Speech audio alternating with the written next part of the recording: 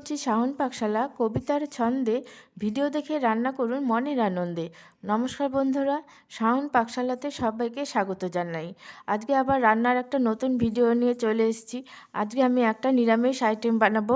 খেতে খুবই দুর্দান্ত লাগে আর ইনগ্রিডিয়েন্টসও খুব কম লাগে, খুব সহজে এটা বানিয়ে নেওয়া যায়। এই জন্য আমি বানাবো আজকে তিল পোস্ত দিয়ে ছোটো আলুর দম।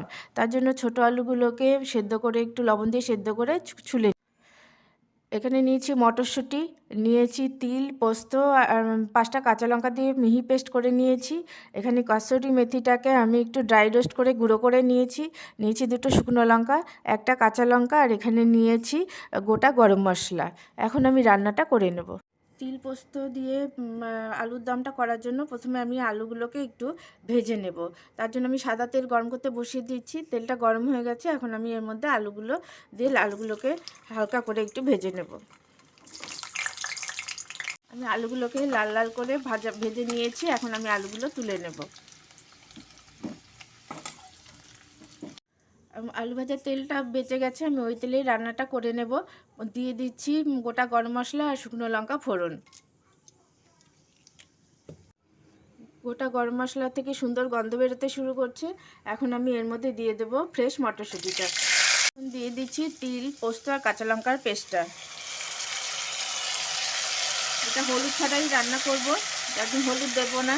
আপনারা যদি পছন্দ করেন হলুদ দিতে, তাহলে আপনারা হলুদটা দিতেই পারেন। দিয়ে দিচ্ছি চেরা 2 কাঁচা লঙ্কা, পরিমাণ মতো লবণ।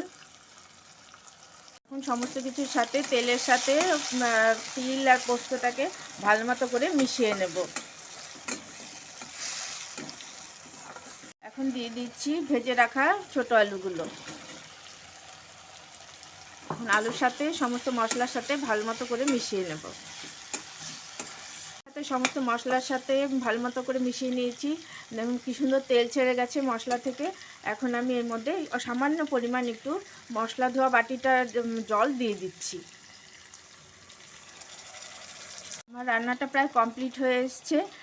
আপনারা যদি একটু মিষ্টি দিয়ে খেতে চান, নিরামিষ আইটেমে সবাই মিষ্টি একটু দেয়, কিন্তু আমি মিষ্টিটা দিচ্ছি না। আপনারা চাইলে অনায়াসে একটু চিনি দিয়ে রান্নাটা করতে পারেন। আমি শেষে দিয়ে দিচ্ছি একটু ড্রাই রোস্ট করে নেওয়া কসুরি মেথি।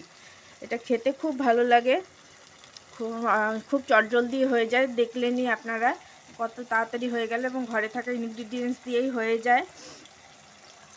এটা রুটি, পরোটা, ভাত, পোলাও যে কিছুর সাথেই আপনারা এটা অনায়াসেই খেতে পারেন। আর খেয়ে ভালো লাগলে আমার চ্যানেলটিকে সাবস্ক্রাইব করবেন, লাইক করবেন, শেয়ার করবেন এবং কমেন্ট করে আমার পাশে থাকবেন।